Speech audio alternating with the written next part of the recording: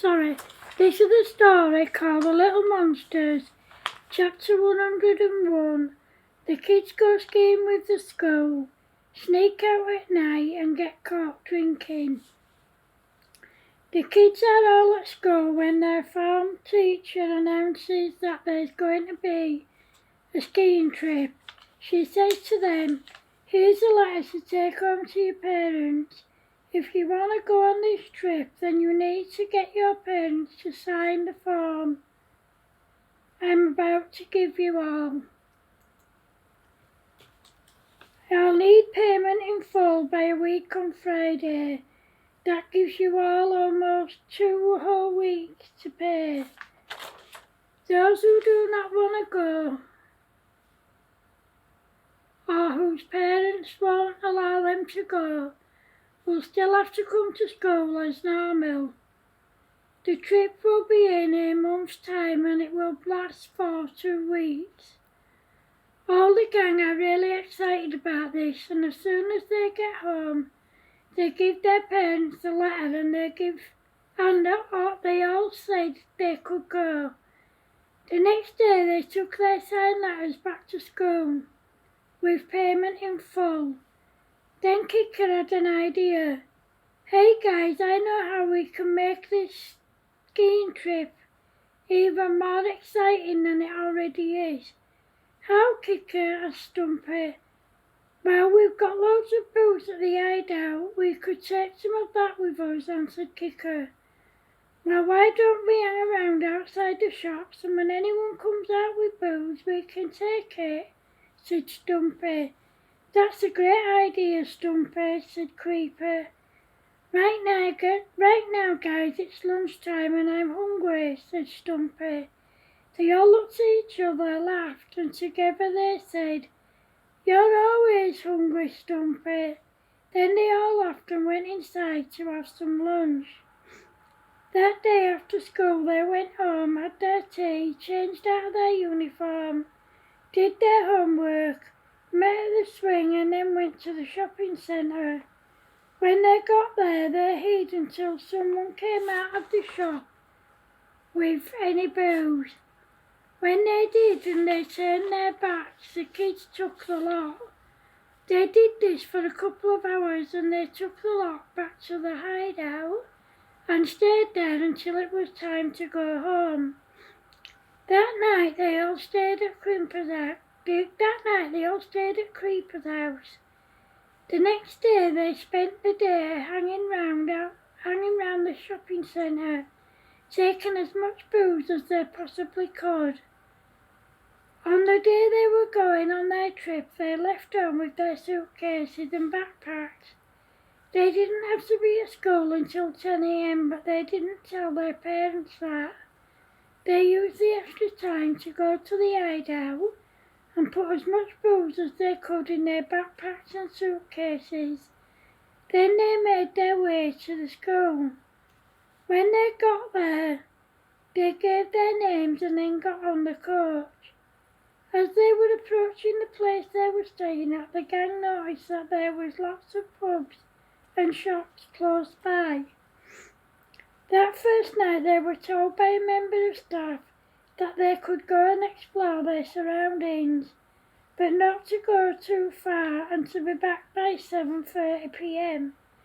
Of course, the gang couldn't resist hanging round outside the shops and taking as much booze as they could.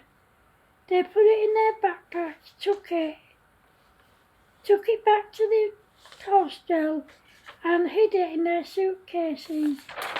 That night, when everyone was asleep, they sneaked out through a window and went on a pub crawl. Not long after they went, the staff went in to check on them before they went to bed themselves and discovered that they were gone. They rung the bell and woke everyone up to see if anyone knew where they were, but they didn't. The staff went out searching, but there was no sign of them. However, when they got back to the hostel, the gang arrived back at the same time. A member of staff caught them and said to them, "Where have you kids been? We've been searching for you everywhere. were supposed to be in bed hours ago. We couldn't sleep, sir, so we went to explore, said Kicker. Have you kids been drinking? Asked Mr. Pease. No, we haven't, sir, answered Kicker. Yes, you have. I can smell it on your breath. Oh, go to bed, all of you. I'll speak to you in the morning, said Mr. Pease. The gang went to bed, and the next morning Mr. Pease said to them, You kids are not taking part in any fun activities today. You will all stay here and do everything you're told to do. But sir, that's not fair, said Stumpy. I think you'll find it's fair, Stumpy. I could extend that punishment if you like, Stumpy. No, it's okay, said Stumpy. Do you kids have anything to say for your behaviour last night? Asked Mr. Pease. The kids didn't answer, so Mr. Pease said, Well, I'm waiting. Do you kids have anything to say for your behaviour last night? Sorry, sir, answered the gang.